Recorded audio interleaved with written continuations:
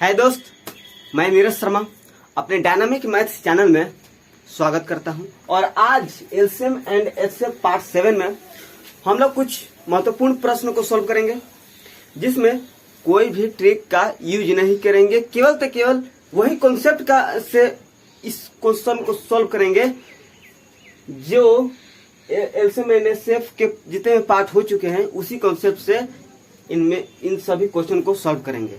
ठीक है, जिससे आप इन कॉन्सेप्ट को जल्दी भूल ना पाओ और आपको एक बेहतरीन नॉलेज मिल सके। तो इसी के साथ स्टार्ट करते हैं बिना टाइम बर्बाद किए। तो क्वेश्चन नंबर 1 को देखते हैं। देखिए दोस्त, सबसे पहले क्वेश्चन को ध्यान से पढ़ेंगे, फिर इसको सॉल्व करेंगे। कह रहा है कि एक व्यापारी के पास 3 प्रकार के तेल क्रमशः 403 लीटर, 434 लीटर तथा 465 लीटर है। यदि वह इनको समान धारिता वाले टीन में अलग अलग भरना चाहता है तो टीनों की कम से कम संख्या क्या है?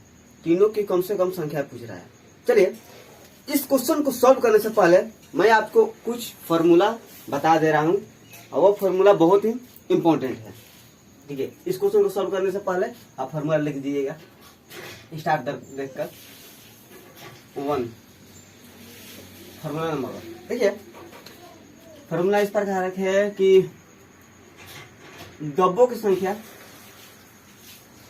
ये डब्बा की जगह पे आप 3 की भी संख्या लिख सकते हैं। ठीक है, अपने मन से डब्बों की संख्या, ये संख्या है, गुने प्रत्येक डब्बा में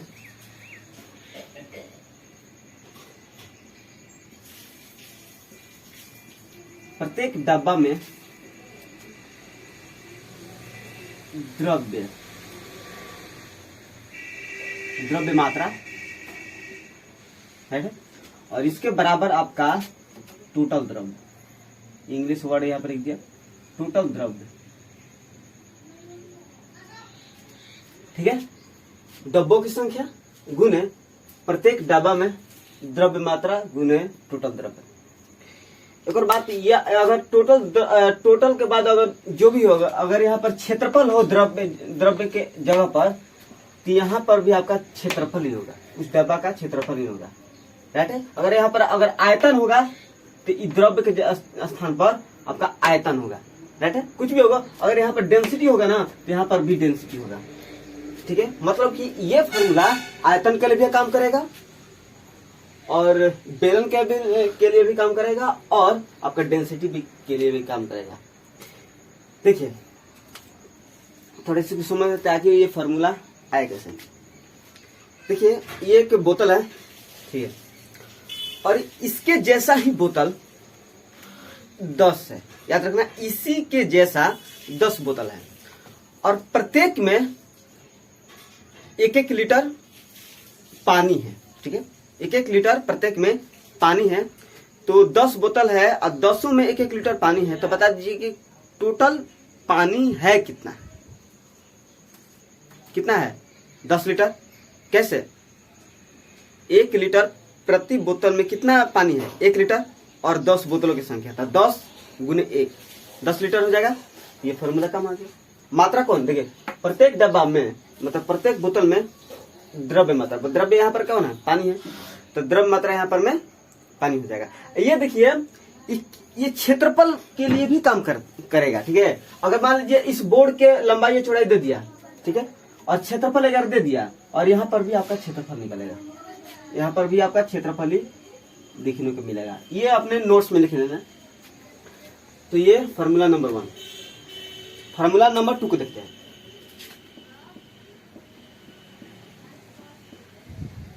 देखिए, फॉर्मूला नंबर 2 क्या कहेगा कि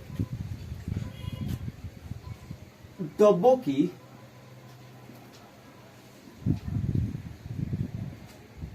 न्यूनतम संख्या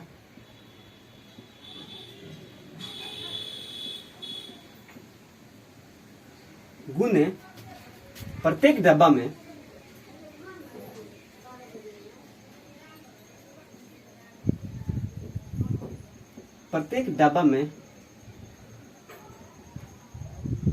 अधिकतम द्रव्य। बराबर आपका टोटल द्रव्य हो जाएगा। बात समझ में आ रही है क्या आपको? इसको थोड़ा आपको समझा दें, समझ में नहीं आ रहा होगा। याद रखना, बार बार कह रहे हैं कि अगर टोटल द्रव्य के स्थान पर अगर क्षेत्रफल भी है यहाँ पर में, तो यहाँ पर आपका क्षेत्रफल होगा। अगर यहाँ पर आयतन है तो यहाँ पर भी आयतन होगा। ये बात आपको कंफ्यूज नहीं होनी चाहिए। तो देखिए, ये आखिर ये फॉर्मूला क्या कह रहा है? डब्बों की न्यूनतम संख्या गुने प्रत्येक डब्बा में अधिकतम द्रव्य। मतलब मेरा कहने का अर्थ है ये है, अर्थात ये फॉर्मूला ये कह रहा है कि ये एक बोतल है, ठीक है, और 10 बोतल है। अभी तो 10 बोतल है। अब प्रत्येक में पानी है 1 लीटर, ठीक है। कोई व्यक्ति आया, ये कह दिया कि कम से कम बोतलों की संख्या बताइए। कहने का अर्थ है कि कम से कम बोतल में ही काम हो जाए, मतलब कि कम से कम बोतल में ही पानी हो जाए। तो सभी के सभी बोतल आओ, कुछ बोतल का यूज नहीं करना पड़ेगा, ठीक है। तो उसका ये कह रहा है कि कम से कम बोतलों की संख्या बताए जिसमें और कुछ बोतल बच जाए। तो क्या करेंगे? तो बोतलों की संख्या कम करना है तो इसमें और पानी डालेंगे, जिससे और जो बोतल में पानी है उसमें का पानी निकल जाए, ठीक है। जो पानी निकलेगा तब मेरे बोतल की संख्या कम होगी।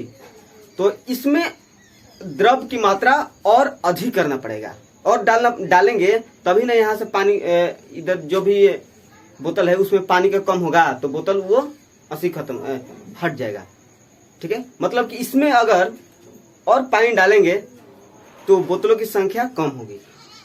मतलब कहने का अर्थ यह है कि जब बोतलों की संख्या न्यूनतम निकालनी है तो प्रत्येक में द्रव की मात्रा बढ़ाना पड़ेगा, माने कि अधिक से अधिक उसमें द्रव की मात्रा बढ़ाना पड़ेगा। तो वही चीज यहाँ पर लिखा गया है कि डब्बों की न्यूनतम संख्या अगर निकाल रहे हैं तो गुने प्रत्येक डब्बा में अधिकतम द्रव्य डालना पड़ेगा, ठीक है। अधिकतम द्रव्य डालेंगे तो कम से कम बोतलों का यूज होगा, राइट है। ये फॉर्मूला नंबर 2 हो गया। तो फॉर्मूला नंबर 3 को इसी को लेकर के थोड़ा सा आसान बना दे रहे हैं फॉर्मूला को। देखते हैं फॉर्मूला नंबर 3।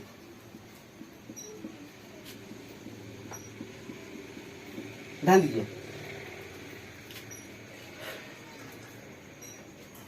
ये क्या कह रहा है कि डब्बों की न्यूनतम संख्या गुने प्रत्येक डब्बा में अधिकतम द्रव्य बराबर टोटल द्रव्य, ठीक है।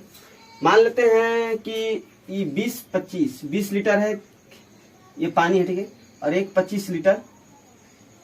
इसको ध्यान से समझिए, तीन फॉर्मूला आपका तैयार हो जाएगा। 20 लीटर पानी है और एक 25 लीटर पानी है, मतलब अलग अलग पानी है, एक केस अलग अलग पानी है, ठीक है। और ये कहा गया कि प्रत्येक में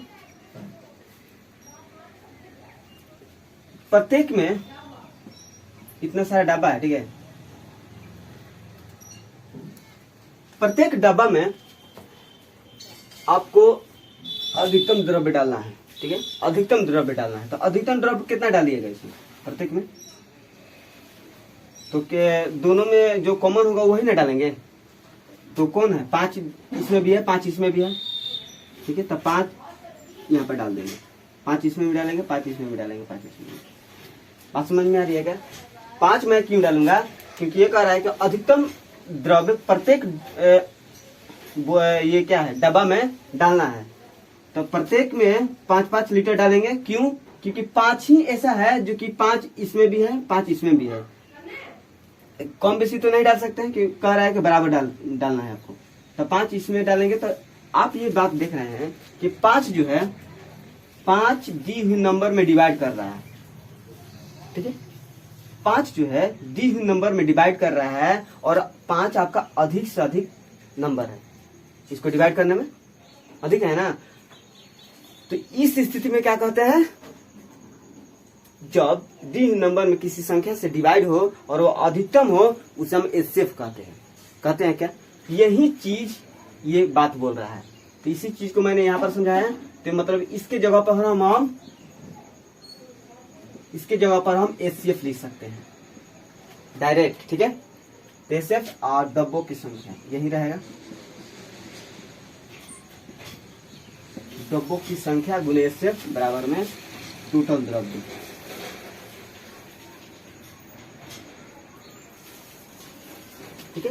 अब दूसरा तीसरा फॉर्मूला आ गया डब्बों की संख्या गुने एचसीएफ बराबर में टोटल द्रव।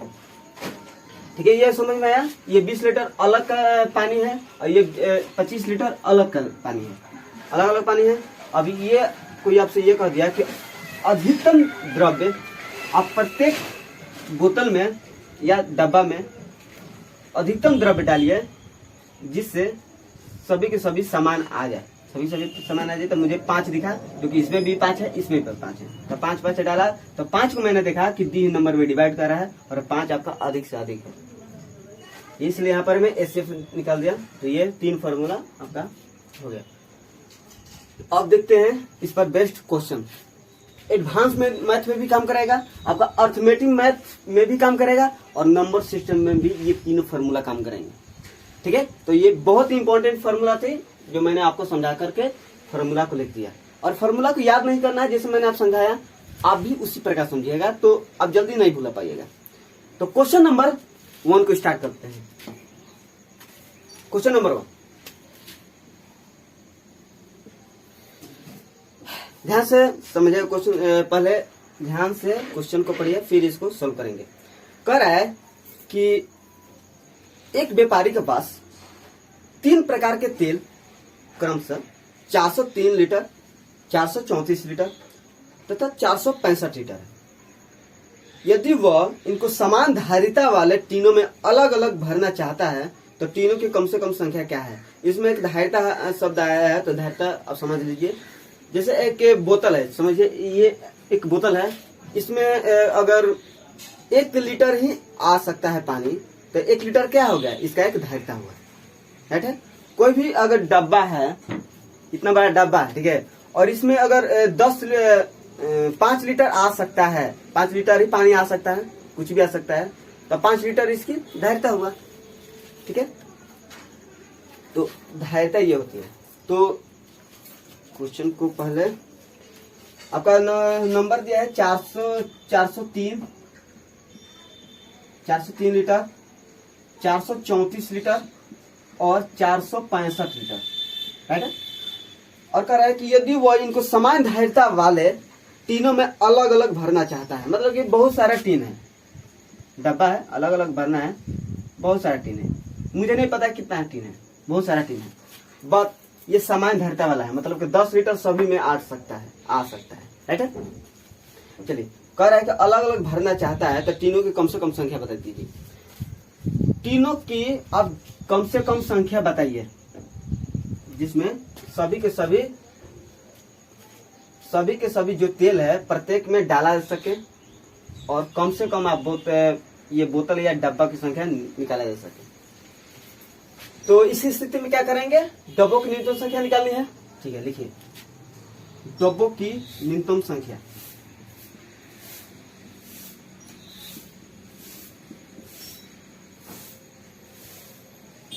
न्यूनतम संख्या, और जब न्यूनतम संख्या निकालेंगे तो प्रत्येक में क्या होगा कि इसमें मात्रा बढ़ाना पड़ेगा, तभी न डब्बों की संख्या कम होगी।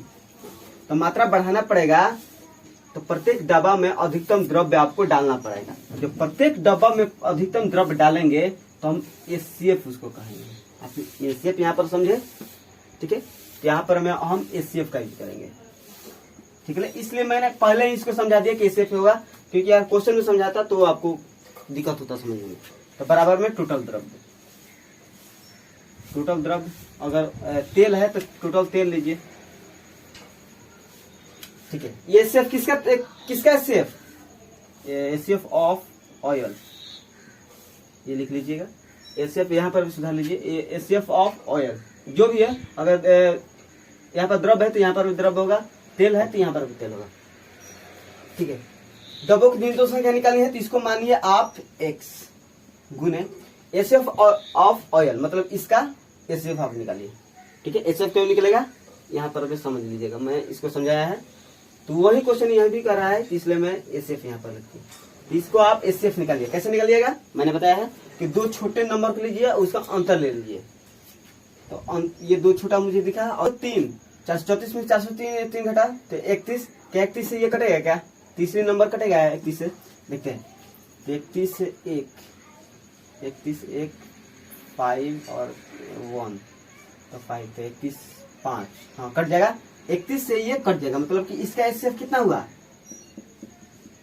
एचसीएफ इसका 31 हुआ। तो एचसीएफ की जगह पर रख दीजिए यहाँ पर 31 बराबर में टोटल तेल। टोटल के तेल कितना है टोटल तेल, तो 403 प्लस 434 प्लस 465, है इसको जोड़ दीजिए। तो 4 3 7 7 5 12 2 1 7 3 10 0 1 8 12 13 1302। अब एक को निकाल दीजिए यहाँ से, 1302 और गुना में है तो ये डिवाइड में आ जाएगा 31। क्या 31 से ये डिवाइड हो जाएगा क्या, डिवाइड करके देखिए 130 2 तो 124 6 2 21 दिन के बाद, यानी कि 31 से कट जाएगा आपका 42 में। तो एक से बराबर कितना आपका 42, मतलब कि दिन की संख्या कितना है 42। बात समझ में आ रही है क्या।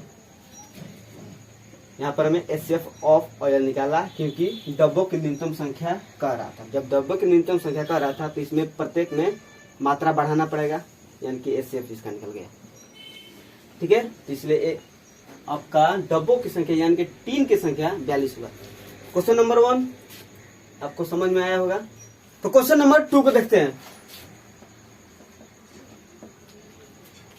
पहले ध्यान से क्वेश्चन को पढ़िए, फिर इसको जवाब दीजिएगा। एक एक पॉइंट को लेकर के सॉल्व करेंगे जिससे आपको कोई डाउट ना रह जाए। राइट है, कह क्या रहा है कि एक दूध विक्रेता के पास 63 लीटर गाय का दूध और 42 लीटर भैंसा का दूध, सॉरी भैंसा का दूध नहीं होता है, भैंस का दूध 42 लीटर भैंस का दूध है तथा 21 लीटर बकरी का दूध है। यदि वह उन्हें टीन के डब्बों में इस प्रकार पैक करना चाहे, टीन के डिब्बों में इस प्रकार पैक करना चाहे कि हर डिब्बे में उतने लीटर हो और मतलब हर प्रत्येक लीटर में बराबर दूध हो। राइट, और किसी भी 2 तरह के दूध को एक डिब्बे में मिलाना ना चाहे, मतलब कि भैंस और गाय का दूध एक डिब्बा में नहीं मिलना चाहिए। जब भी रखेंगे एक डिब्बा में तो गाय का रखेंगे या तो भैंस का रखेंगे, तो अकेला अकेला रखेंगे, 2 को मिलाकर के एक में नहीं रखेंगे। राइट है, तो पहले कह रहा है कि 63 लीटर, पहले क्वेश्चन समझ लीजिए फिर इसको बनाने का प्रयास कीजिएगा। 63 लीटर और 42 लीटर और बकरी का कितना दूध है 21 लीटर। पहले क्वेश्चन को ध्यान से आप अपनी तरह से अपने तरीके से पढ़ना, फिर इसको सॉल्व करेंगे। ठीक है, तो पहले आप ध्यान से इस क्वेश्चन को पढ़ लीजिएगा। तो इतना आपका दूध का मात्रा दिया है, कह रहा है कि यदि वह उन्हें टीन के डिब्बों में इस प्रकार पैक करना चाहे कि हर डिब्बे में उतने लीटर दूध हो और किसी भी 2 तरह के दूध को एक डिब्बे में मिलाना न चाहे, तो डिब्बों की न्यूनतम संख्या पूछ रहा है। बस देखिए बहुत सारा डिब्बा है, ठीक है, बहुत सारा मतलब डिब्बा है, मुझे नहीं पता कितना डिब्बा है, बाकी है तो बहुत सारा। तो कह रहा है कि डिब्बों की आपको न्यूनतम संख्या बतानी है और प्रत्येक डिब्बा में आपको द्रव्य डालनी है, यानी कि दूध डालना है। ठीक है, अब एक डिब्बा में 2 प्रकार का दूध नहीं आना चाहिए, मतलब भैंस और बकरी का दूध एक डिब्बा में नहीं आना चाहिए, ये क्वेश्चन कर रहा है। तो सभी में बराबर बराबर दूध आना चाहिए, या तो 10 लीटर हो सकता है, 10 लीटर अगर इसमें डाल रहे हैं तो 10 लीटर इसमें भी डालेंगे, 10 लीटर इसमें भी डालेंगे, सभी में 10-10 लीटर डालेंगे। तो अब कह रहा है कि डब्बों की यानी कि 3 कह रहा है डब्बों की न्यूनतम संख्या पूछ रहा है। तो डब्बों की जब न्यूनतम संख्या निकालेंगे तो प्रत्येक डब्बा में क्या करेंगे, अधिक से अधिक पानी इसमें डालेंगे। ठीक है, अब कम से कम अगर डब्बों की संख्या निकालने जाएंगे, इसमें मात्रा इसमें बढ़ाएंगे तब ना डब्बों की संख्या कम होगी। ठीक है, तो सूत्र लिखिए पहले जो मैंने लिखवाया था अभी, डब्बों की न्यूनतम संख्या, इसलिए मैं सूत्र लिखवा दिया क्योंकि डब्बों की न्यूनतम संख्या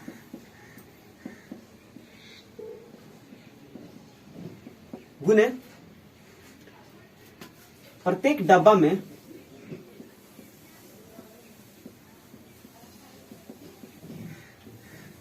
अधिकतम द्रव्य।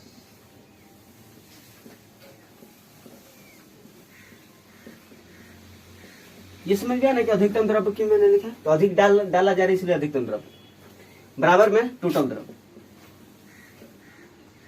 द्रव्य की जगह पर यहाँ पर मैं लिख दूं, अगर दूध है तो दूध यहाँ पर लिख दीजिए, ठीक है। यहाँ पर दूध लिखिए, यहाँ पर मैं टोटल दूध, टोटल दूध, ठीक है।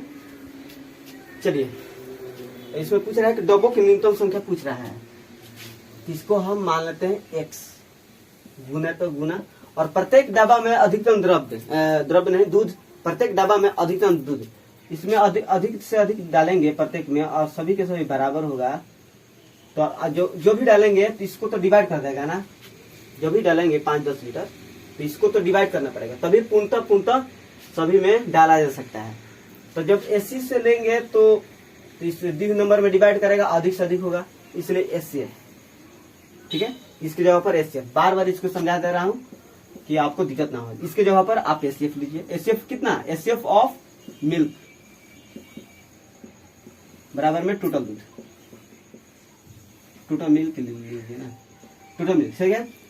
तो SCF ऑफ मिल्क इसका निकालिए SCF, तो दो छोटे का अंतर ले लीजिए, 21, क्या 21 से 63 डिवाइड हो जाएगा क्या, 21 से तीसरे नंबर डिवाइड हो जाएगा क्या, 31 तिया 63 होता है, 31 से कट जाएगा, मतलब SCF इसका कितना हो गया 63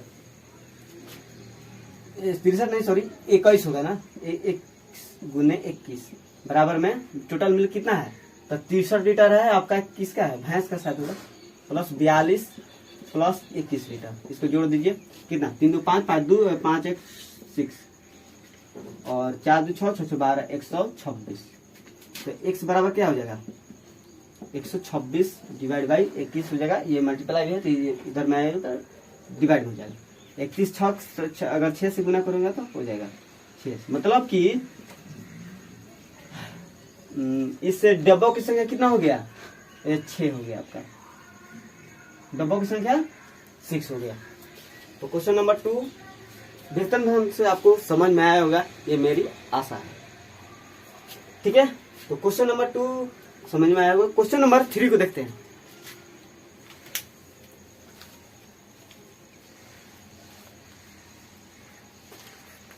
ये थोड़ा इससे अलग क्वेश्चन है। क्वेश्चन नंबर 3, इस क्वेश्चन को बेहतरीन ढंग से समझेंगे क्योंकि इसी प्रकार का क्वेश्चन कई बार आते रहते हैं एग्जाम में, तो इस प्रकार पढ़ेंगे कि आप कभी भी भूला ना पाओ इस कॉन्सेप्ट को, ठीक है। तो कह रहा है कि 5 घंटियां एक साथ बजना प्रारंभ हुई, ठीक है, और 6 सेकेंड 6 7 8 9 और 12 सेकेंड के अंतराल पर बजती है, तो कितने सेकेंड के बाद वे पुनः एक साथ बजेंगी, ठीक है।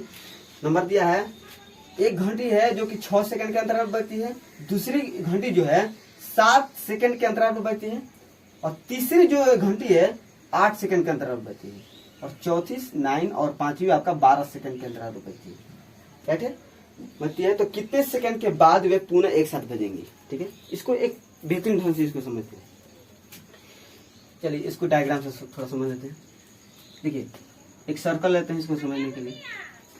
चलिए कह रहा है कि एक साथ बजना प्रारंभ करती है, चलिए इस पॉइंट पर एक साथ बजना प्रारंभ करती है, पांचों घंटियां यही पर पॉइंट पर, इसी पॉइंट पर है, पांचों घंटियां है, ठीक है, पांचों घंटी 5 घंटे इसी पॉइंट पर है। तो एक जो पांचों घंटे एक ही पॉइंट पर रहेगा तो बजना स्टार्ट होगा कर देगा, राइट है। अब देखिए अब यहां से बजना स्टार्ट हुआ, तो एक घंटी जो है 6 सेकंड के अंतराल बजती है, दूसरी घंटी जो है 7 सेकंड के अंतराल बजती है, और तीसरी 8 और चौथी 9, पांचवी 12 सेकंड के अंतराल बजती है। तो देखिए जब भी पहले ही जो घंटी बजेगी तो 6वें के अंतराल पर बजेगी, मतलब कि जो पहली जो घंटी बजेगी या तो 6 सेकंड के अंतराल पर बजेगी, उसके बाद जो बजेगी 12 सेकंड के अंतराल पर बजेगी, उसके बाद 18 सेकंड के अंतराल पर बजेगी ना, मतलब कि पहली घंटी अपने मल्टीपल के अंतराल पर ही बजेगी। 6 है तो या 6 12 18 24 अंतराल पर बजेगी। दूसरा जो घंटी है आपका 7 के मल्टीपल पर बजेगा, या तो 7 सेकंड का अंतराल बजेगा, या तो 14 पे बजेगा, या तो 21 पे बजेगा, या तो 28 पे बजेगा। तो 23 पे तो बजेगा नहीं 7 वाला, तो कभी भी अपने मल्टीपल ही बजेगा। और समझिए एक साथ आएंगे तो एक बजेंगे, ठीक है, और यही अंतराल जब एक ही पॉइंट मान लीजिए यहाँ पर में, क्योंकि क्वेश्चन कर रहा है कितने समय सेकंड के बाद बजेंगे, एक साथ बजेंगे, तो एक साथ तो जरूर बजेंगे, ये तो क्लियर है। तो मान लीजिए यहाँ पर में सभी घंटिया प्रत्येक अंतराल वाला एक साथ जुट गए, 6 सेकंड वाला, 7 सेकंड वाला और 8 सेकंड, 9 और 12 सेकंड वाला जो जितनी भी घंटिया है 6 के अंतराल पर आएगा ना, या तो 12 या तो 18 या तो ये 7 वाला, या तो 7 के अंतराल पर, या तो 14 या तो 21 के अंतराल पर आएगा। सभी अपने मल्टीपल के हिसाब से नहीं आएंगे, तो मैंने इसी को लिख दिया 6, 7, 8, 9। तो सभी के सभी एक साथ जब जुटेंगे तभी ना बजेंगे एक साथ, ठीक है। सभी के सभी घंटिया अगर एक ही समय के अंतराल पर जुट जाएंगे तभी बजना स्टार्ट होगा, ठीक है। एक ही टाइम पर आएंगे तो बजना स्टार्ट होगा। और समझिए जब एक साथ आएंगे तो यहाँ पर एक समूह हो जाएगा, ठीक है। इस नंबर से बनकर एक समूह हो जाएगा, ठीक है। क्योंकि ये बताना है कि कितने सेकंड के बाद ये बजेंगे, तो ये इससे मिलकर एक समूह होगा, और वो समूह होगा इस प्रकार कि इन सभी से डिवाइड हो जाएगा। क्यों? क्योंकि इससे ही मिलकर एक समूह बनेगा, तो इससे तो डिवाइड हुए करेगा। और समझिए अब अभी यहाँ पर भी तो बच सकता है ना, एक साथ यहाँ पर भी बच सकता है ना, बट ये कहा है कि इसके जस्ट बाद कितने सेकंड के बाद बजेगा, मतलब कि यहाँ से कम निकालेंगे तो यहीं कम से कम यहीं पर न बजेगा, ठीक है। मतलब कि इसमें एक वर्ड आया कम से कम, ठीक है। कम से कम निकालेंगे तब ना आएगा कि हाँ इसके एक ही स्टेप के बाद यहाँ पर बजना स्टार्ट कर दिया, क्योंकि अगर कम से कम नहीं निकालेंगे तो यहाँ पर भी बच सकता है और यहाँ पर भी बच सकता है, इसलिए मैं यहाँ पर मैं कम से कम लिया। तो कम से कम लेंगा और दी हुई नंबर से डिवाइड होगा किसी नंबर में, तो उसे क्या बोलते हैं? एलसीएम बोलते हैं क्या? डिफिनेशन में फर्स्ट एलसीएम और एचसीएफ के पार्ट 1 में ही आपको समझाया है कि एलसीएम एचसीएफ का डिफिनेशन क्या होता है। ऐसा समूह जो जिसमें दी हुई नंबर से डिवाइड हो और उसमें कम से कम की बात हो, उसमें उसे हम एलसीएम कहते हैं। तो इसके एलसीएम निकालिए, इसके एलसीएम, तो एलसीएम निकालने के इससे तो कट जाएगा, तो इसको हटा दीजिए। 7, 8, 9, 12 इसका एलसीएम, तो 3, 7, 8, 3 और 4, फिर 4, 7, 8, 3, 1। अब कितना ये तो निकलना आएगा ना आपको, 2 कॉमन दिखा तो उसका कॉमन ले लीजिए, डिवाइड कर देना है। तो 4 12 से 84 और 6 में गुना कर दीजिए, 84 6 में 4 2 48 2 50, मतलब कि 504 सेकेंड के अंतराल पर एक साथ बजेगी। 500 सेकेंड के बाद सभी के सभी घंटिया एक ही समय पर आ जाएगी, एक ही साथ आएगी, ठीक है। तो एक साथ आएगी तो बजना प्रारंभ होगा एक साथ। आपने एक बात नोटिस किया क्या, ठीक है, जब ये बात आई कि एक साथ आना है, मतलब एक साथ आकर बजना है, तो हमें क्या निकालना पड़ा? एलसीएम निकालना पड़ा। एक साथ आएंगे तभी ना एलसीएम निकला, ठीक है। तो एक बात आपने कॉपी में अपने नोट्स लिख लीजिएगा इस प्रकार के क्वेश्चन में कि जब प्रश्न में एक स्थान पर, ठीक है, या इकट्ठा होने की बात हो या एक साथ मिलने की बात हो, तो उस स्थिति में हम एलसीएम ही निकालेंगे, राइट है। ये अपने कॉपी में नोट्स लीजिएगा, बहुत ही अच्छी नोट्स है, और समझा भी दिया कि कैसे, ठीक है। लिख लेना कि एक साथ की बात हो, एक साथ मिलने की बात हो या एक इकट्ठा होने की बात हो, तो इस स्थिति में हम एलसीएम ही निकालेंगे, राइट है। तो इसका एलसीएम निकाला तो 504 सेकंड के बाद आपका ये आंसर आ गया। तो क्वेश्चन नंबर 3 कंप्लीट हुआ। तो क्वेश्चन नंबर 4 को सॉल्व करते हैं। इसी तरह का क्वेश्चन है, केवल इस मेथड का इजी है। कह रहा है कि 4 घंटियां है, एक 4 सेकंड के अंतराल पर बजती है और एक 6, 8, 14 सेकंड के अंतराल पर बजती है। वे चारों इकट्ठी 12 बजे बजना प्रारंभ हुई है, तो किस समय वे फिर इकट्ठा बजेगी? क्या पूछा है? इकट्ठा बजने को पूछा है कि किस समय वे इकट्ठा बजेगी। इकट्ठा जब बजेगी 2C3 में क्या करेंगे, फिर इसको समझा दें। यहाँ से बजना स्टार्ट हुआ, यहाँ से बजना स्टार्ट हुआ और यहाँ पर इकट्ठा बजेगा, तो इकट्ठा आएंगे तो सभी के सभी अंतराल एक साथ आएंगे, ठीक है, तभी ना बजने लगेगा। जब एक साथ आएंगे तो एलसीएम में निकल जाएगा, क्योंकि जो भी समूह बनेगा डिवी नंबर से डिवाइड होगा और कम से कम निकालेंगे, इसलिए एलसीएम निकलेगा। तो जब भी एक साथ एक इकट्ठा आने को पूछे क्वेश्चन में, तो आपका एलसीएम ही निकलेगा, राइट। तो एलसीएम 4, 6, 8, 14, ठीक है। 4 से तो कट जाएगा, तो इसमें 4 को हटा दीजिए पहले। तो 6, 8 और 14 को एलसीएम निकालिए, कितना हो जाएगा, 2, 3, 4, 7। तो सचो का 28 दूनी का 56, 56 3 16, 168। इसका आ गया आपके एलसीएम आ गया 168 सेकेंड। 168 सेकेंड के बाद बजना प्रारंभ हुआ, ठीक है। तो क्वेश्चन कह रहा है कि 12 बजे, यहाँ पर 12 बज रहा था, जब एक साथ बजा था 12 बज रहा था, तो 168 सेकेंड के बाद फिर बजने लगा। तो ये ऑप्शन में दे रहा है, टाइम दे रहा है, ठीक है। टाइम निकाल दीजिए, 12 बजे है, इसको मिनट बदल दीजिए, ठीक है। इसमें इसको आप मिनट में बदल दीजिए। 168 60 से भाग दीजिए, सेकेंड है तो मिनट बदलने के लिए 60 से भाग देंगे, तो 60 से भाग दीजिए 168, तो 12 120 48, मतलब कि 2 पूर्णांक 48 बटा में 60, 48 बटा 60। ये 2 क्या है, मिनट में आ गया, और ये अभी भी मिनट है, तो ये तो पूर्णांक है ना, टाइम कभी पूर्णांक में नहीं होता है। इसको आप सेकंड में फिर बदल दीजिए, तो सेकंड बदलने के लिए, मिनट को सेकंड बदलने के लिए क्या करेंगे, 60 से गुणा, तो 60 नीचे भी है, 60 ऊपर से कट जाएगा, मतलब कि 2 मिनट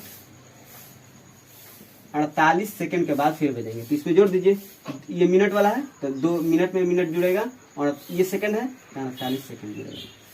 12 0 2 48, मतलब ये आपका फाइनली यहाँ पर कैसा टाइम होगा, 12 2 48 आप यहाँ पर टाइम होगा, ठीक है।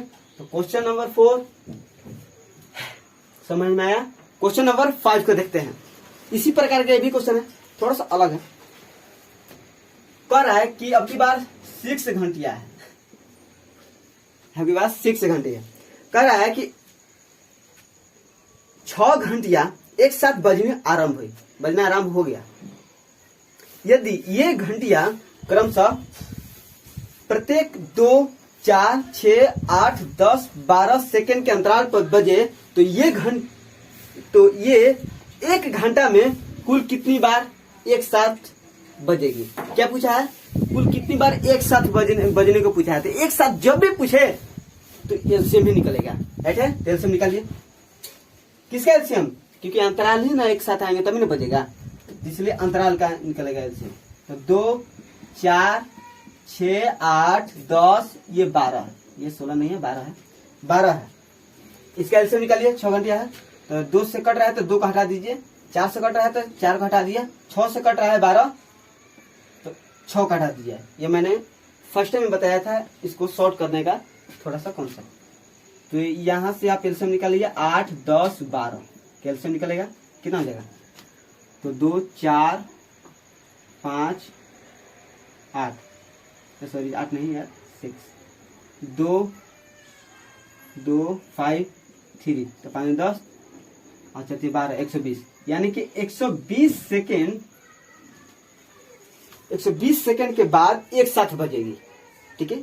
120 सेकेंड के अंतराल पर एक साथ बज रही है, ठीक है। 120 सेकेंड के अंतराल पर ये एक साथ बज रही है, बात समझिए। इसको थोड़ा सा डायग्राम से समझ लें। एक साथ यहाँ पर बजे हैं और 120 सेकेंड मान लीजिए यहाँ पर मैं आ गया, 120 पूरा का पूरा 120 सेकेंड के अंतराल पर जब 120 सेकेंड हुआ तो एक साथ यहाँ पर बजने लगा, ठीक है। फिर यहाँ पर आया तो एक साथ बजने लगा 120 सेकेंड के अंतराल पर। तो कह रहा है कि 1 घंटा में कुल कितनी बार एक साथ बजेगी। अब बताना है कि 1 घंटा में कितनी बार बजेगी। तो 120 सेकेंड को पहले मिनट में बदल दीजिए। 120 को मिनट बदलने क्या करेंगे, 60 से भागा, मतलब कि 2 मिनट पर ये बार बार एक साथ बज रहा है, ठीक है। तो 1 घंटा में कितनी बार बज रहा है? तो 2 मिनट में 1 बार बज रहा है एक साथ, तो 1 घंटा में कितनी बार बजेगा? तो 1 घंटा को 1 घंटा में कितनी बार बजेगा? 2 से भाग दीजिए। 1 घंटा में 1 बार, तो 1 घंटा में 1 घंटा में 2 मिनट में एक बार एक साथ बज रही है 1 बार, तो 1 घंटा में कितनी बार बजेगी? जिसको आप 60 बदल दिए घंटा को और 2 से डिवाइड कीजिए, तो 2 30, मतलब कि 30 बार बजेगी 1 घंटा में। बात समझ में आ रही है? 1 घंटा में 30 बार बजेगी, 2 मिनट में 1 बार बज रही थी, तो 60 मिनट में कितनी बार बजेगी? तो 2 से मैंने डिवाइड कर दिया, 30 बार बजेगी, ये 30 बार बजेगी, राइट है। और समझिए, क्या 30 आपका आंसर होगा क्या? क्वेश्चन को थोड़ा सा ध्यान समझिए। कह रहा है क्या कि 6 घंटे एक साथ बजनी आरंभ हो गई, यहां से एक साथ बजना आरंभ हो गया। जब आरंभ हो गया ना, तभी आपका 1 घंटा स्टार्ट हो गया है, राइट है। एक ही साथ जब आरंभ हो गया है बजना, तभी एक साथ यहाँ पर बज चुका है, तब यहाँ से अब बजना स्टार्ट हुआ है। मतलब 1 घंटा के अंदर में ये भी बजा है, यहाँ पर भी बजा है, बट यहाँ पर अभी काउंट नहीं हुआ है। जो भी काउंट हुआ है 120 सेकंड के बाद ही काउंट हुआ है, यानी कि 2 मिनट के बाद ही काउंट हुआ है। मतलब ये अभी काउंट नहीं हुआ है, इसको भी अब की बार काउंट कर दीजिए, क्योंकि ये भी 1 घंटा के अंदर में ही बजा है। तो 31 बार 1 घंटा में बजेगा। कोई दिक्कत नहीं होना चाहिए। ये तो आपको कंफ्यूज नहीं होना चाहिए, क्योंकि यार 1 घंटा के अंदर में ही बजा है, ठीक है। ये बजना स्टार्ट हो गया है, तो 1 घंटा में कुल कितनी बार?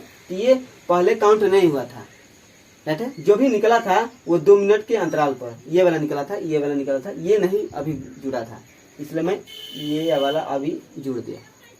तो ये आपका 31 आंसर हो गया। 31 बार बजेगा। तो क्वेश्चन नंबर 5 समझ में आया। क्वेश्चन नंबर 6 को देखते, ये भी इसी पर है क्वेश्चन, है थोड़ा सा अलग है। क्वेश्चन नंबर 6 कह रहा है कि नीरज, अभिषेक, रवि ने एक वृत्ताकार क्रिकेट के स्टेडियम में चारों तरफ घूमना आरंभ किया, ठीक है। ये क्रमशः 36 सेकेंड, 36, 48, 63 सेकेंड में अपनी परिक्रमा पूरी करते हैं। कितने सेकेंड में के बाद वे आरंभ बिंदु पर एक साथ होंगे? मतलब कि क्रिकेट के स्टेडियम तो हमेशा तो वृत्ताकार होता है, तो वृत्ताकार भी कह दिया तो सही कहा है, अगर नहीं भी कहता तो आपको वृत्ताकार ही लेना पड़ता। समझिए दोस्तों, ये वाला है, ये चलिए स्टेडियम है, और ये जो है एक साथ यहाँ पर में रवि, नीरज और अभिषेक है, ठीक है। और ये स्टार्ट कर दिया घूमना, स्टार्ट कर दिया। तो ये जो नीरज जो है ना, 63 सेकेंड में फिर पूरा घूमकर यहाँ पर आ गया, ठीक है, एक साथ आ गया। और जो अभिषेक है 48 सेकेंड के बाद घूमकर आ गया यहाँ पर में, पूरा घूम करके स्टेडियम को। और ये जो कौन है, रवि ने जो है 63 सेकेंड के बाद घूमकर आ गया।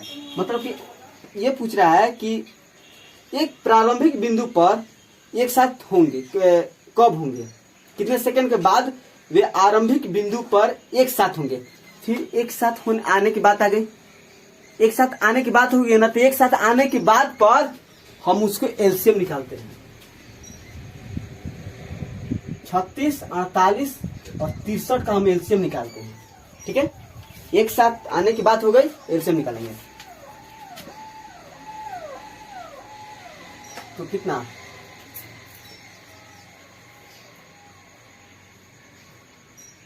तो 3 से 12, 14, 48, 3, 21, 33, फिर कितना 3 से 4, 16, 3, 7, फिर 4 से 4, 1, 4, 7, इसको गुना कीजिए, 9, 9, 36, फिर 72, 72 में 14 से गुना कर दीजिए, 8, 14, सॉरी 14 नहीं यार, यहाँ पर गलती होगा, तेरह में 8, 28, 2, 7, 8, 0, 1, 9, 1, 10, 1008। मतलब कि ये जो है 1008 सेकेंड के बाद ये पुनः अवस्था में आ जाएगा। मतलब कि कितना अंतराल पर एक साथ आएंगे, 1008 सेकेंड के अंतराल पर फिर वापस बिंदु पर आ जाएंगे, एक साथ मिल जाएंगे 1008 सेकेंड के बाद। ये समझ में आई? केवल इसमें एक साथ प्रारंभिक बिंदु पर मिलने के कह रहा था, इसलिए मैंने एलसीएम निकाल दिया। ठीक है, तो क्वेश्चन नंबर 6 समझ में आया। क्वेश्चन नंबर 7 को देखते हैं। इस प्रकार का कभी भी क्वेश्चन आपको मिलेगा ना तो आपसे नहीं छूटना चाहिए। ठीक है, क्योंकि कोई भी ट्रिकली नहीं हो रहा है, केवल कॉन्सेप्ट से समझिए और कभी भी आप नहीं भूल पाइएगा। तो क्वेश्चन नंबर 7 ये भी इसी तरह का क्वेश्चन है, थोड़ा सा अलग है। कह रहा है कि एक वृत्ताकार पथ की लंबाई उस पथ के किसी एक स्थान से एक ही दिशा में और एक ही समय पर 3 व्यक्ति ए बी सी क्रमशः 10 मीटर पर सेकंड, 8 मीटर पर सेकंड तथा 20 मीटर पर सेकंड से चलना आरंभ करते हैं, तो वे पुनः कितने समय बाद किसी स्थान पर मिलेंगे। ठीक है, इसको थोड़ा आपको कंफ्यूज नहीं होना है। एक वृत्त बना लेना है और ये पूरा वृत्ताकार पथ की जो लंबाई दिया है, कितना दिया है, 320 मीटर, 320 मीटर दिया। ठीक है, और एक ही स्थान से, चलिए एक स्थान से और एक ही दिशा में और एक ही समय से चलना प्रारंभ करते हैं। तो ये जो चलता है ना, यहाँ पर में ए बी सी तीनों होगा तो हमने एक साथ है। ये जो चलता है ना 10 मीटर पर सेकंड से, बी जो चलता है 8 मीटर पर सेकंड से, और जो सी जो चल रहा है आपका 20 मीटर पर सेकंड से चलेगा। ठीक है, पूरा घूमेगा। चलिए, तो वे कह रहा है कि वे पुनः कितने समय बाद किसी स्थान पर मिलेंगे,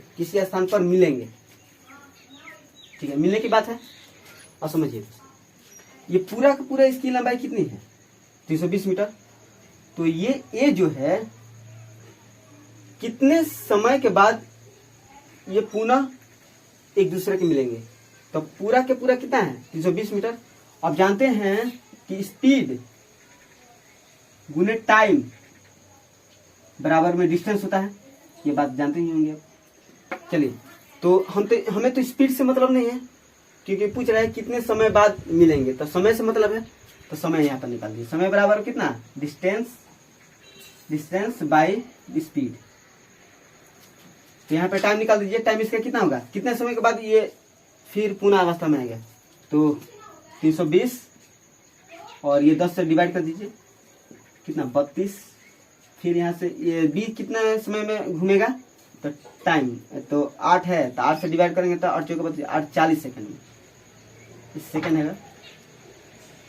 और जो सी है आपका 20 से डिवाइड कर देंगे 320 में, कितना, 0 खत्म, 16 सेकंड के बाद ये मिलेगी।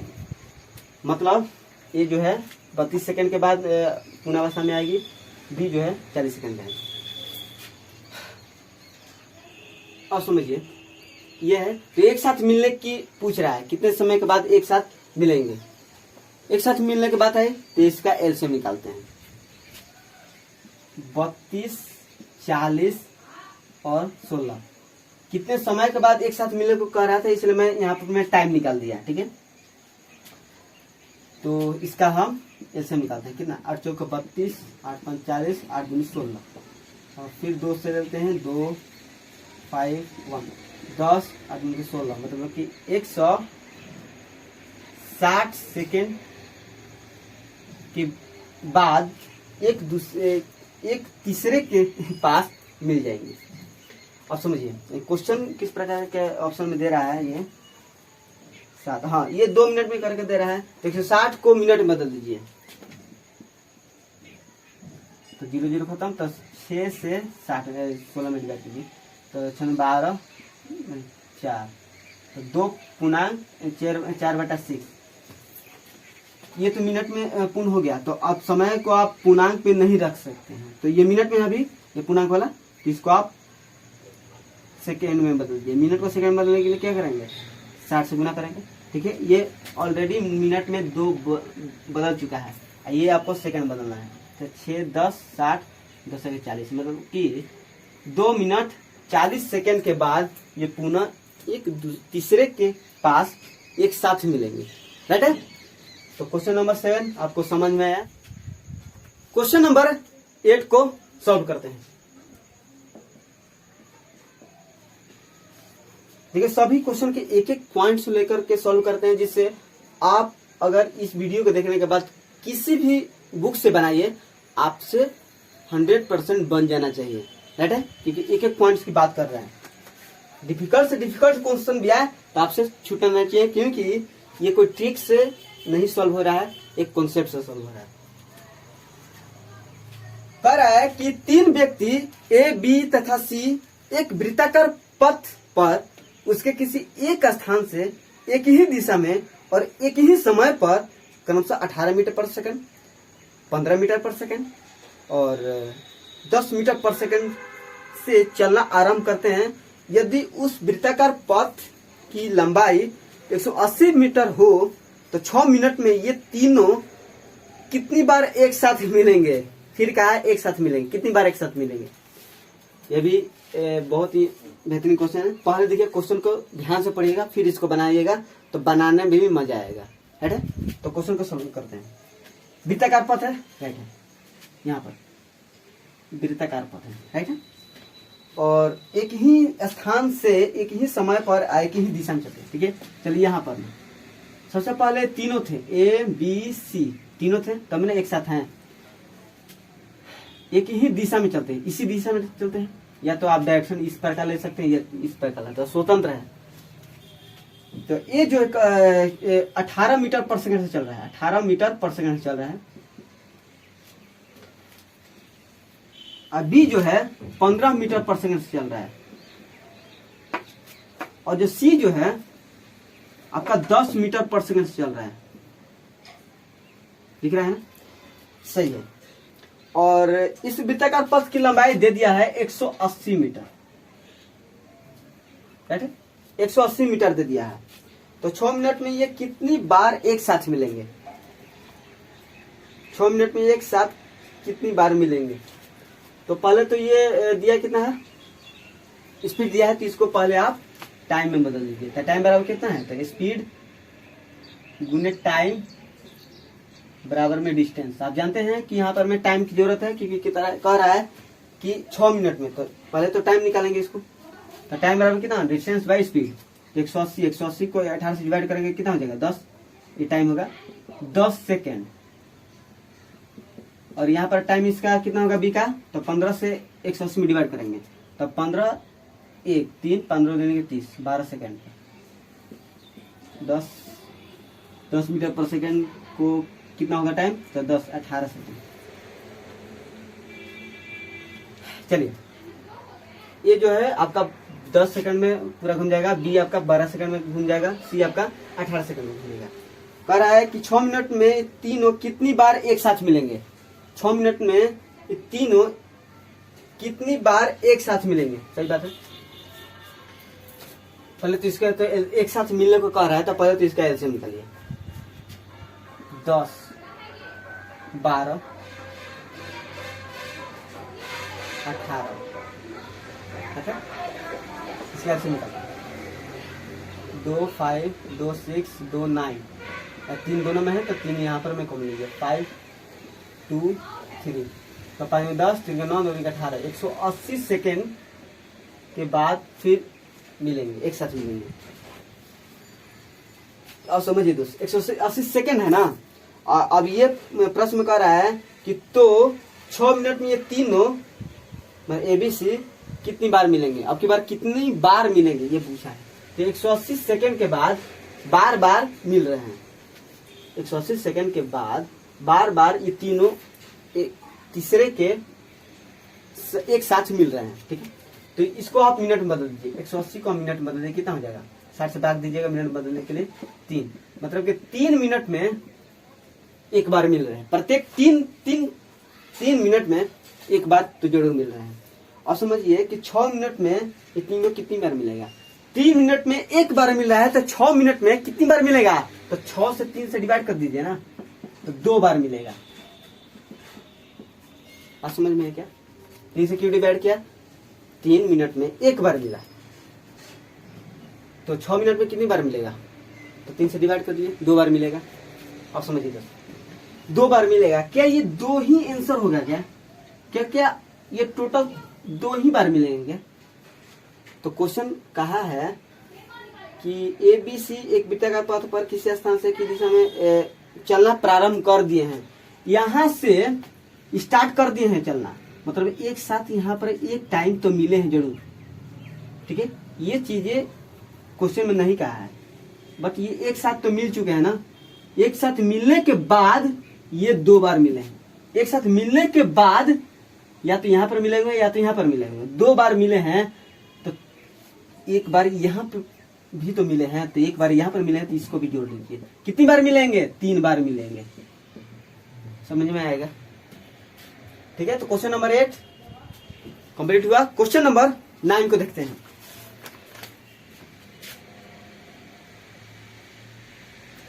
कह रहा है कि पहले क्वेश्चन के ध्यान से पढ़िएगा।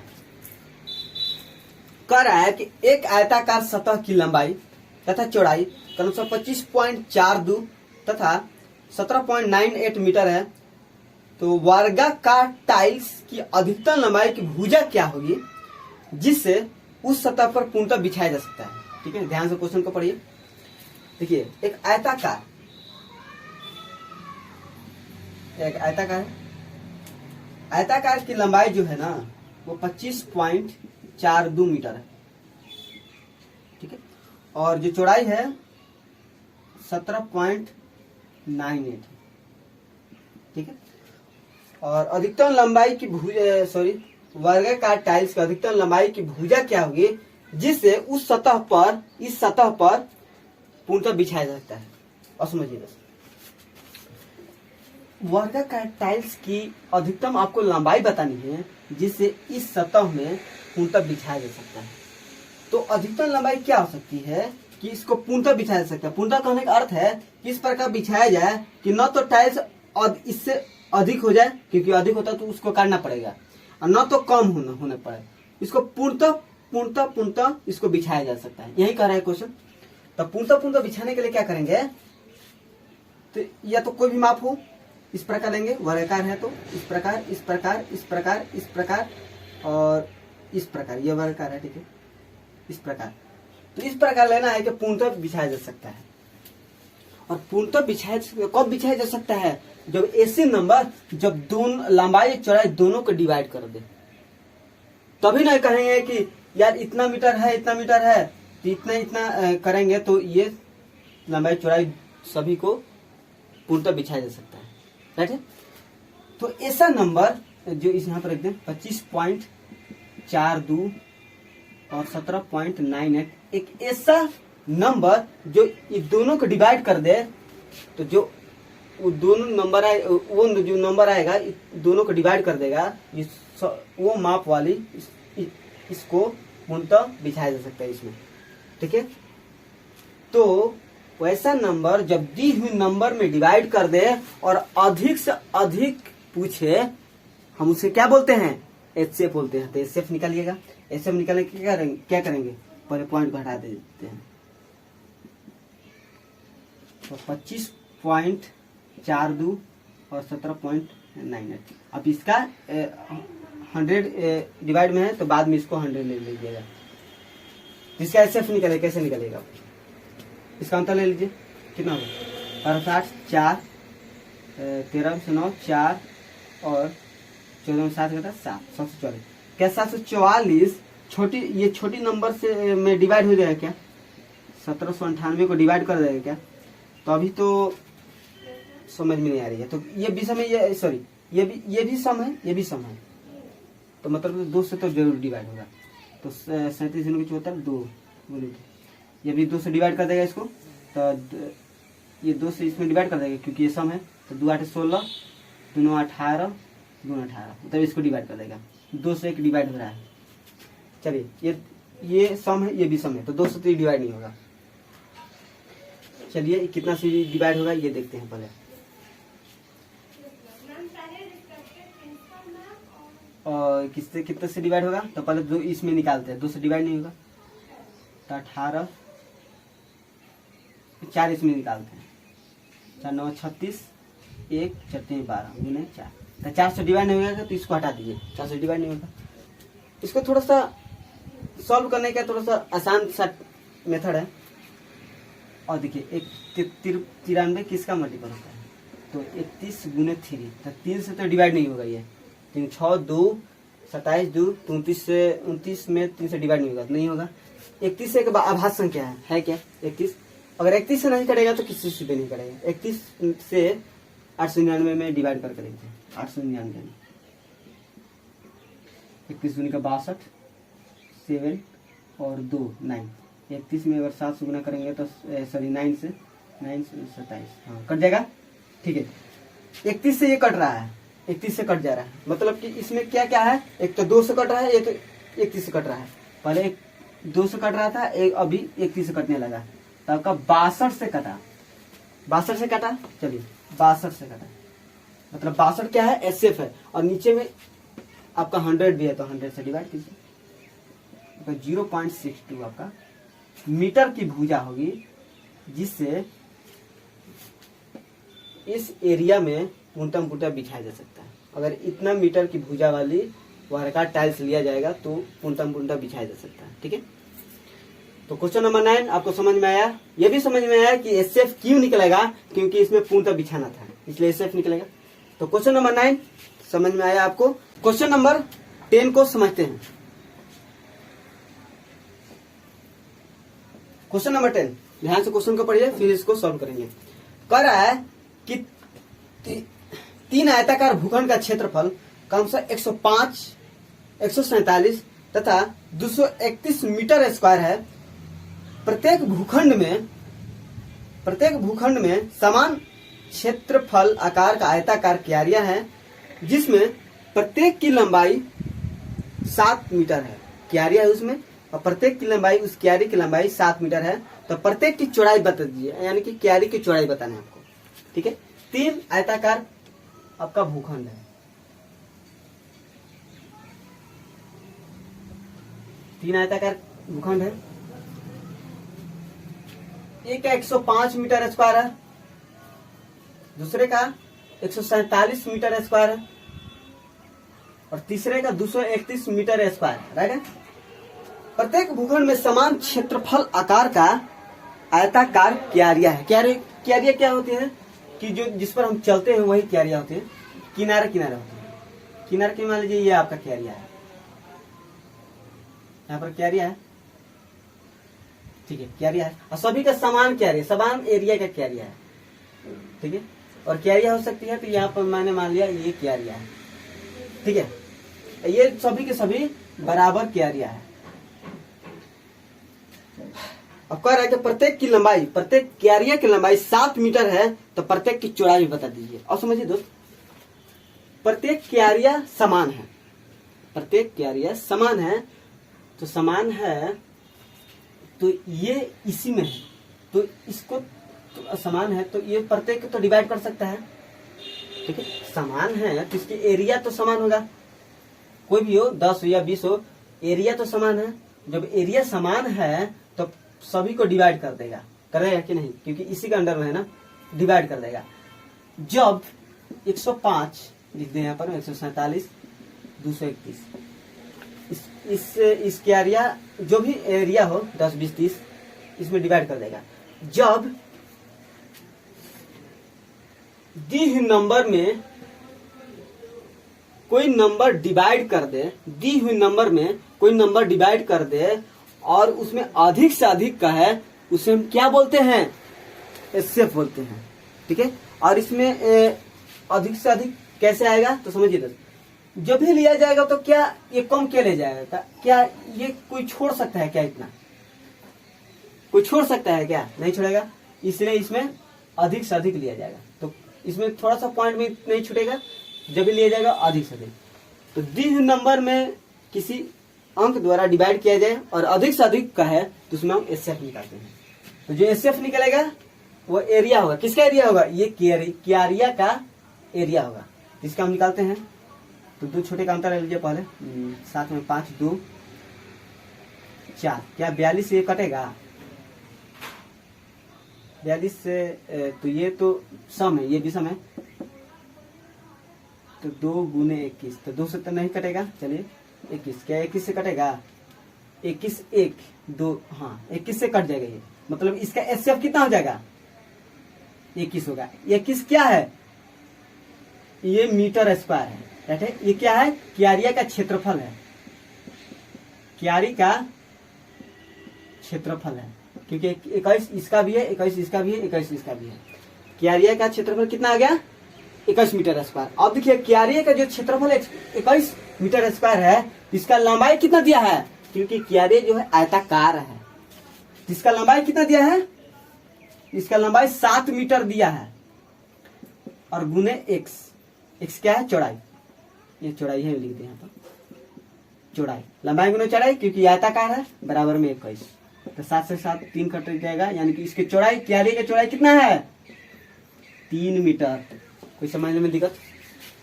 ठीक है, ये सभी के सभी बराबर, तो इसलिए डिवाइड कर दिया। जब दी हुई नंबर में किसी के द्वारा डिवाइड कर दे और अधिक से अधिक उसमें कहे, उसमें एसएफ निकल, इसलिए एसएफ निकला, यहाँ पर आंसर आ गया। तो क्वेश्चन नंबर 10 आपको समझ में आया। क्वेश्चन नंबर 11 को सॉल्व करते हैं। क्वेश्चन नंबर 11, देखिए ध्यान से इस क्वेश्चन को पढ़िए। इस क्वेश्चन में बहुत सारी बात कही गई है, छोटा सा क्वेश्चन है, बाकी बहुत सारा बात इसमें कह दिया गया है। कह रहा है कि किसी कमरे के 15 मीटर 17 सेंटीमीटर लंबे और 9 मीटर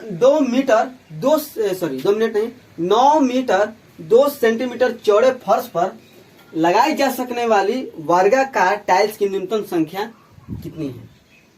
ठीक है, चलिए इसको थोड़ा समझते हैं।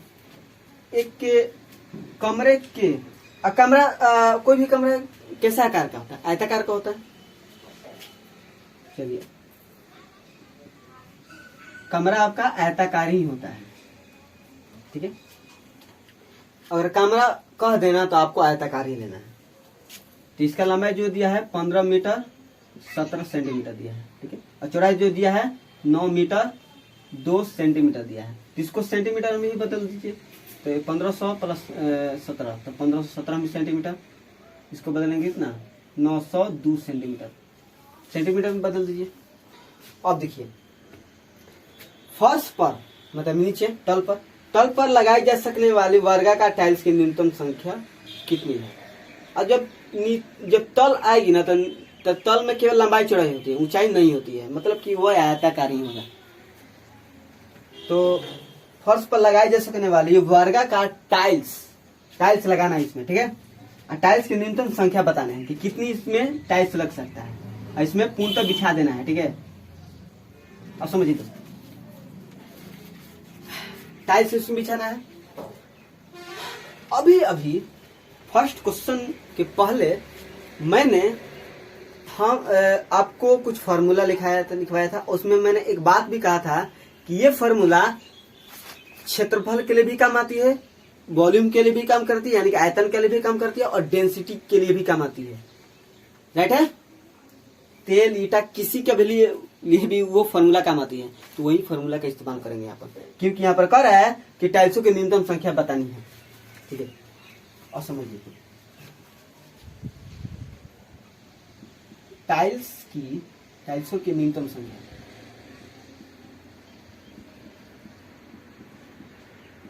गुने प्रत्येक टाइल्स की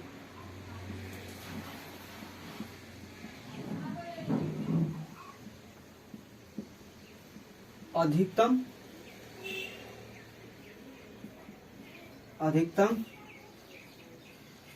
क्षेत्रफल, यहाँ पर लिख देते हैं क्षेत्रफल, क्योंकि ये भी तो एक क्षेत्रफल में आएगा, क्योंकि क्षेत्रफल पे ही टाइल्स बिछाया जाएगा ना, ठीक है। क्योंकि टाइल्स बिछाना है तो क्षेत्रफल पे कभी भी टाइल्स बिछा सकता है।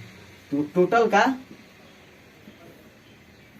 का क्षेत्रफल, ठीक है, क्योंकि यहाँ पर भी क्षेत्रफल आया तो यहाँ पर भी क्षेत्रफल आएगा। ये फार्मूला का यूज मैंने क्यों किया, ये भी तो होगा सवाल आपका। चलिए, क्योंकि इसमें पूछ रहा है कि टाइल्स की न्यूनतम संख्या क्या होगी। जब हम, ये पूरा का पूरा एरिया है, जब हम इसमें टाइल्स की न्यूनतम संख्या निकालने जाएंगे तो इसमें चलिए, इसमें बड़ा से बड़ा अगर रखेंगे तब ना कम से कम टाइल्स लगेगा।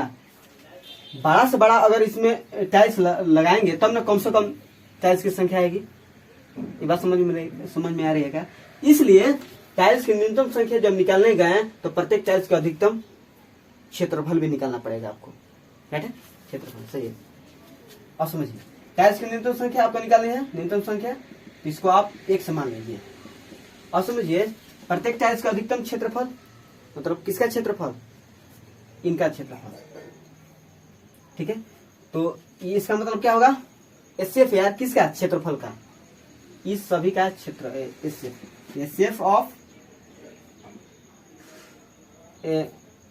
ऑफ किसका, क्षेत्रफल का, जो भी नंबर दिया है टोटल का क्षेत्रफल निकल जाएगा। तो टोटल क्षेत्रफल कितना, इसका क्षेत्रफल कितना हो जाएगा, लंबाई गुना चौड़ाई ना, आयताकार है तो लंबाई कितना 1517 गुने 902, चलिए 902 है। तो यहाँ पे तो इसको तो एसएफ निकालना पड़ेगा किसका, इन सभी का, दोनों का निकालिए, 1517 902, इसका यहाँ पर निकाल दिया अच्छी तरीके से, 902 1517। तो एसएफ निकालना है तो कैसे निकालेंगे, अंतर 7 में से 2 5 और 1 5 15 में से 9 615। क्या 615 छोटे नंबर को काट देगा, तो देखते हैं काटेगा कि नहीं। 902 ये तो क्या है आपका सम है, तो ये भी सम है तो नहीं कटेगा, तो इसको पहले तोड़ कर देखते हैं। 2 45 1 ये भी सम है, ये भी सम है, तो ये तो नहीं समझ में आ रहा है कि ये इसमें कौन सा नंबर है इसको डिवाइड कर देगा, तो इसको और तोड़ कर देखते हैं। 2 से डिवाइड नहीं होगा, ये 4 से भी नहीं, 5 से भी नहीं यार, 6 से भी नहीं, 9 से देखते हैं, 9 से भी नहीं, 10 11 से देखते हैं, 11 से 44, हाँ 11 से कट रहा है, 11 44 की नहीं, मतलब ये जो है 11 गुने 41 गुने 2 इतना ही नंबर है। ये देखते हैं इसमें है क्या, अगर ये वाला नंबर इसमें है तो उससे ये कट जाएगा, कट जाए कि नहीं। थोड़ा सा मैंने इसको आसान बनाने के लिए ये मेथड्स का यूज कर रहा हूँ और कोई बात नहीं है। तो इसमें तो ये तो सम है नहीं, तो 2 नहीं कटेगा। तो 11 41 देखते हैं, 11 से कट रहेगा, 11 5 55 6 11 5 65 के 11 से नहीं कटेगा, चलिए 11 से नहीं कटेगा। अंतिम देखते हैं 41, एक आभास संख्या 41 इसमें है क्या, तो देखते हैं 615 41 1 41 0 2 5 41 में अगर 5 से गुना करते हैं तो 5 से, हाँ 41 से यार इसमें है 41, जितना भी गुना हो 41 इसमें है, मतलब 41 से ये कट जाएगा, मतलब 41 कट जाएगा, तो इसका एसएफ कितना हो जाएगा 41 है, 41 हो जाएगा। और समझिए ये तो एरिया निकल गया, तो अब इसको मिटा दें।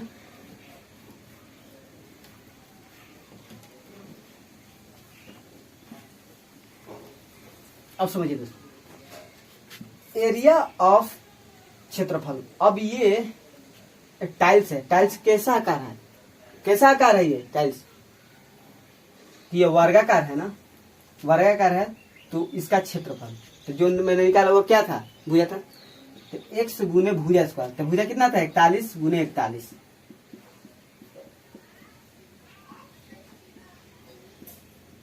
ठीक है। जो भी निकला आपका भुजा निकला वर्गाकार टाइल्स की, ठीक है, भुजा निकला, तो जब भुजा निकला तो ये किसके आकृति का है, वर्गाकार टाइल्स की, क्वेश्चन में कहा है वर्गाकार है, तो वर्ग की क्षेत्रफल क्या होती है भुजा स्क्वायर, तो भुजा आपका 41 गुने 41, तो ये x बराबर क्या हो जाएगा, तो 1517 गुने 902 डिवाइड बाई 41 गुने 41, 41 दूनी का 82 2, हाँ 11 दूनी का 22, 41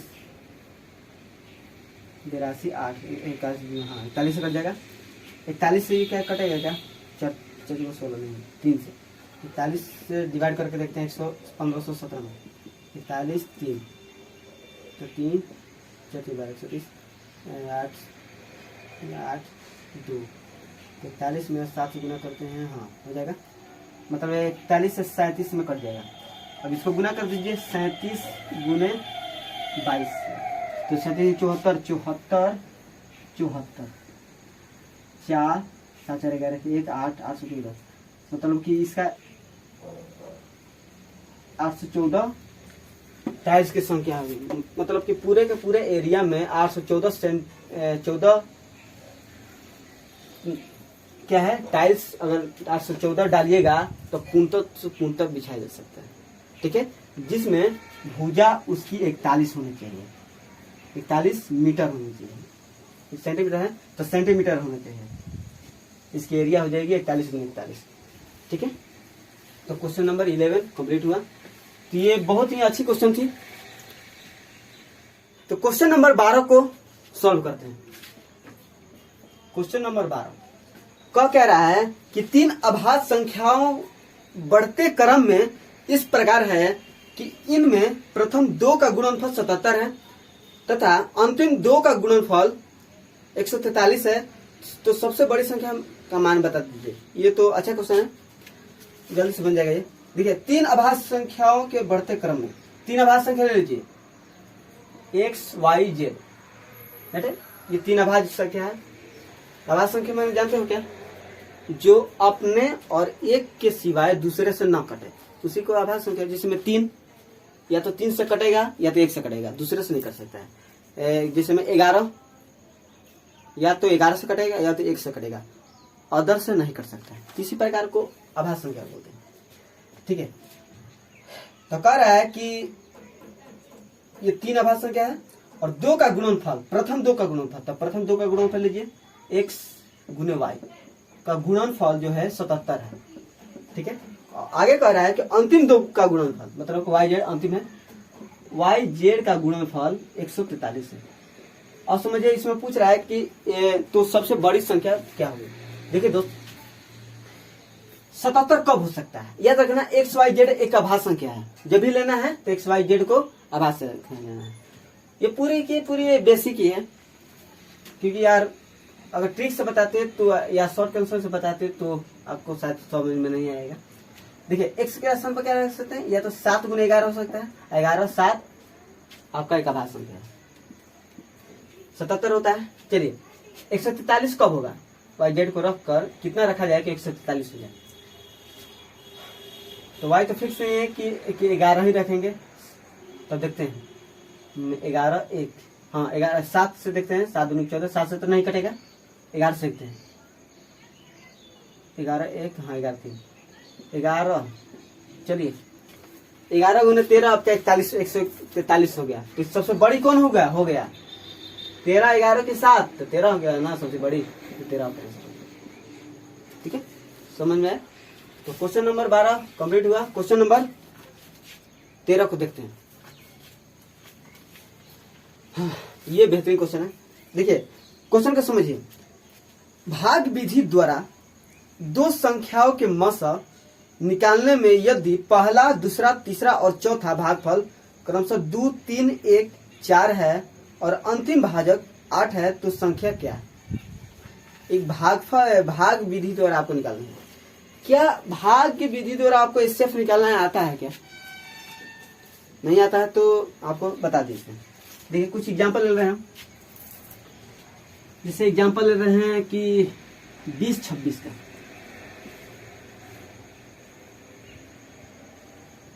एग्जांपल ले रहे हैं, इसको भाग विधि द्वारा आपको बताना है कि एचसीएफ कितना होगा। ऐसे तो मैंने शॉर्ट कंसेप्ट से ही केवल एचसीएफ निकाला है। अभी देखते हैं भाग विधि द्वारा कितना होगा ऐसे। तो भाग विधि क्या करते हैं कि छोटे नंबर से, जो भी नंबर दिया है, छोटे नंबर से बड़े नंबर में डिवाइड करते हैं। ठीक है, तो 1 से आएगा 20, कितना शेष आएगा 6 आएगा। अब ये जो शेष आएगा ना, इस शेष से इस भाजक से ऊपर वाले भाजक में डिवाइड करते हैं 20, 6 18। फिर जो शेष आएगा ना, यहाँ पर में जो शेष आया, इससे ऊपर वाले का जो भाजक है उसमें डिवाइड करते हैं 6। तो अब की बार कट गया, 2 3 6, तो कट गया, तो अंतिम भाजक आपका 2 आया, या शेषफल 0 आ गया। जब शेषफल 0 आता है तो वह एक एचसीएफ कहलाने लगता है, जिससे करता है। तो 2 आपका क्या होगा, एचसीएफ होगा। ठीक है, इसमें हो रहा है क्या, ये तो समझ लिए कि 20 से भाग दिए तो 6 आता है, और जो शेषफल आता है वो भाजक को डिवाइड करते, ऊपर वाले भाजक में डिवाइड करना पड़ता है। ठीक है, सिर्फ इसी मेथड का यूज करके आपको उस क्वेश्चन को सॉल्व करना है। तो देखते हैं कैसे सॉल्व होगा वो। क्वेश्चन नंबर कितना था, 12 नहीं 13 था, 12 तो बन गया, 13 था। दिया कितना है कि यदि एचसीएफ निकालने में यदि पहला, दूसरा, तीसरा और चौथा भागफल 2, 3, 1, 4, याद रखना भागफल कहाँ आ रहा है 20, 1, ये सब भागफल है। चलिए पहले इस प्रकार लिख दीजिए।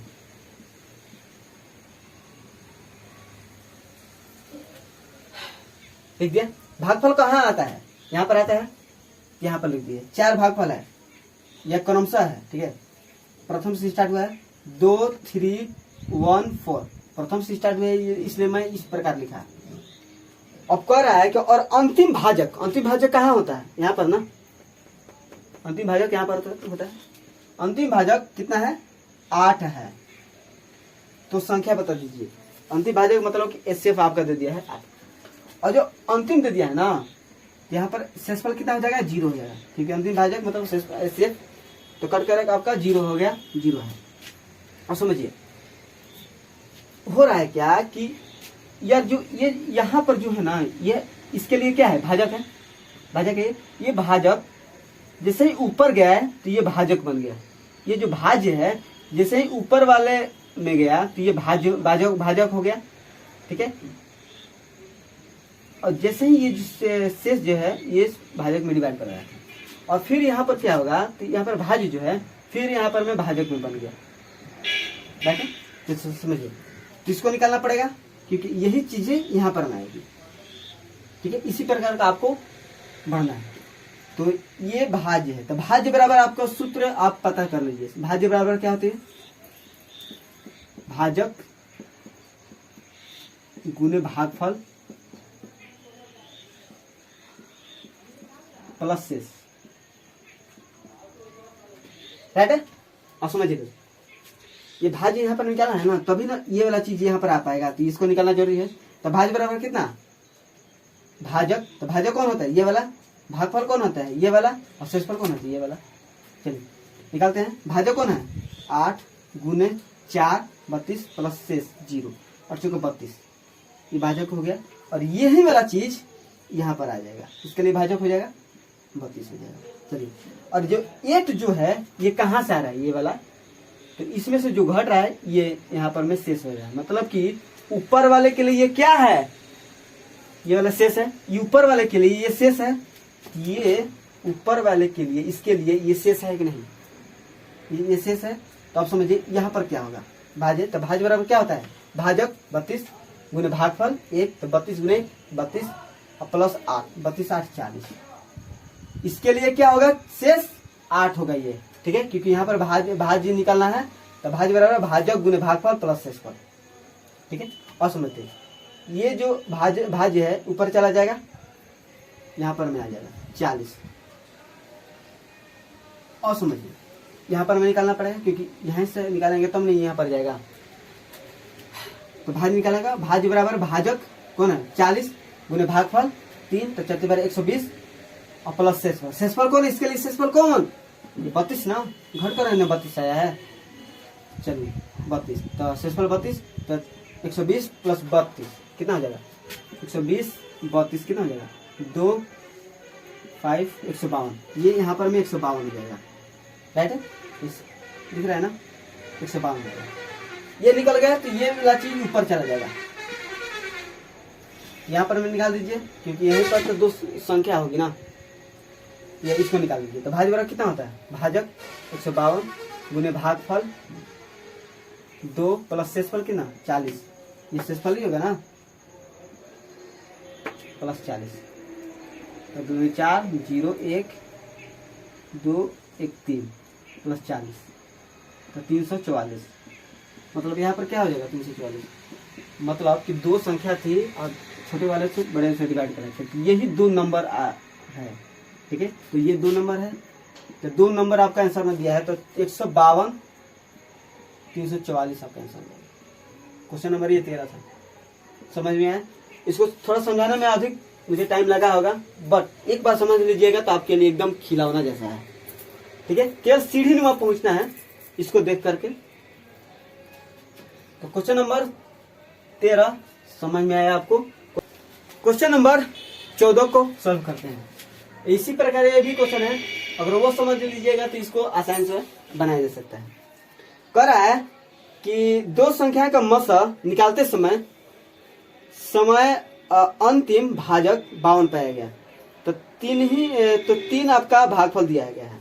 चलिए 3 भागफल दिया गया है, तो इस प्रकार होगा, फिर यहाँ पर भी होगा, फिर यहाँ पर भी होगा, राइट है। तो 3 भागफल है। कौन कौन भागफल है? और ये कह रहा है कि पहले से प्रारंभ करते हुए तो कितना दिया है?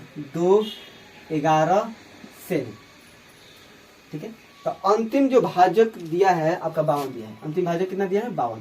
तो सब कितना हो गया? 0 हो जाएगा, सिर्फ 0 हो जाएगा ना। अब देखिए इसको सॉल्व कीजिए और संख्या आपको बतानी है। तो संख्या कहाँ कहाँ रहता है? यहाँ पर रहता है। इसको यहाँ पर में पहुंचना है आपको। कैसे पहुंचेगा? देखिए इसको निकालना है। तो भाज्य बराबर क्या होता है? ये भाज्य है ना, तो भाज्य बराबर में भाजक गुने भागफल प्लस शेष। एक एक चीज जानिए ताकि आपको कोई दिक्कत ना हो इस वीडियो को देखने के बाद।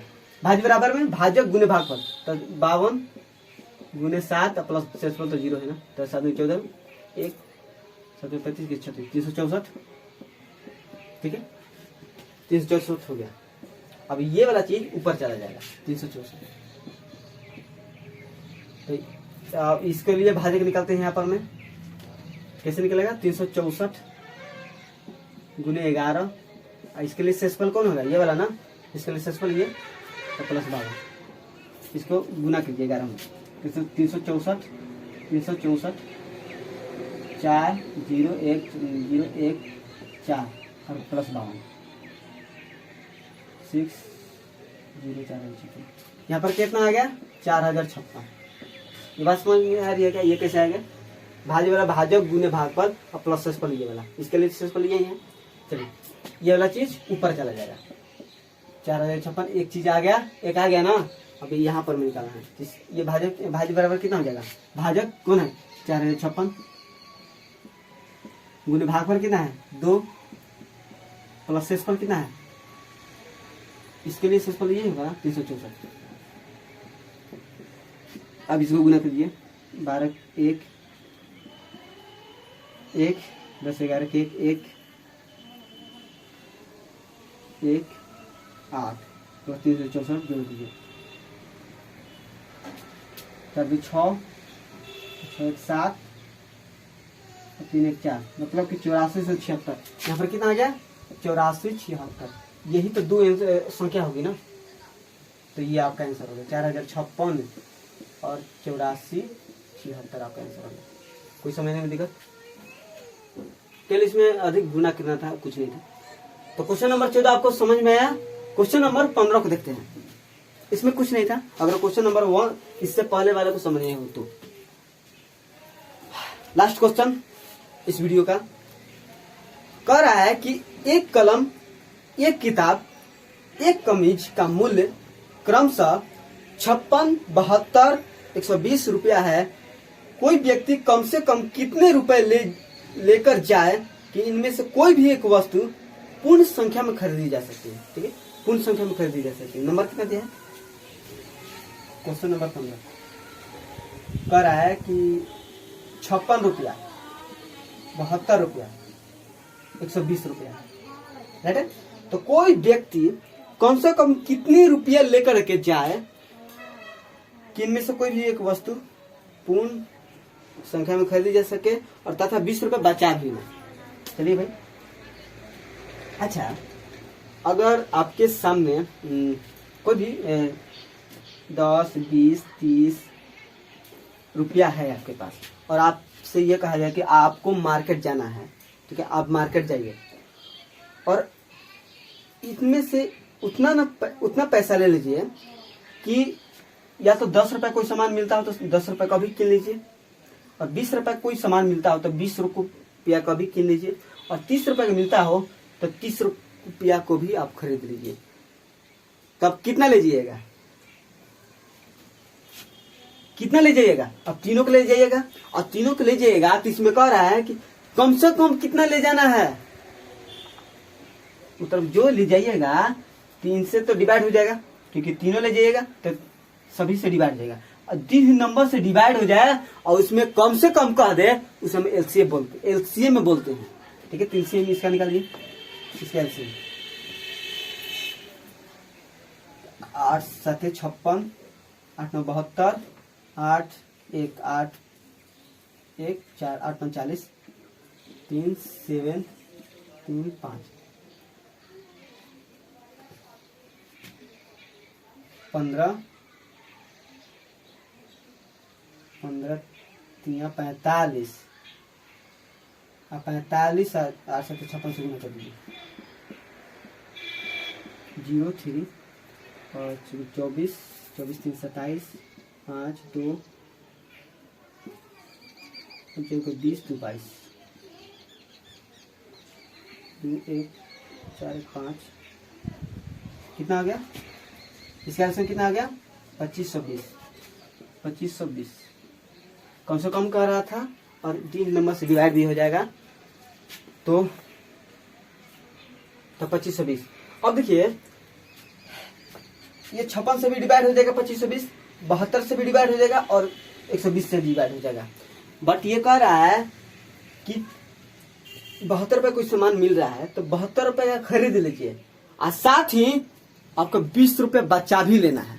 ठीक है, प्रत्येक में से या तो 120 रुपये का कोई सामान खरीद रहे हो तो 120 रुपये का तो सामान खरीद लीजिएगा, बट आपको उसमें 20 रुपये बचा भी लेना। तो अगर आपको उसमें 20 रुपये बचाना है इसमें 20 रुपये एक्स्ट्रा में जोड़ दीजिए, 20 रुपये आप एक्स्ट्रा जोड़ दीजिए, 20 रुपये एक्स्ट्रा ले जाइएगा, 20 रुपये आप जुड़ जाएगा।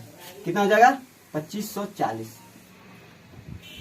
इसमें कोई भी वस्तु या तो 72 या तो 72 या तो 56 या तो 120 कोई भी वस्तु खरीदिएगा तो कट जाएगा, तो 20 रुपये आपका एक्स्ट्रा बच जाएगा। ठीक है, तो क्वेश्चन नंबर 15 आपको समझ में आया।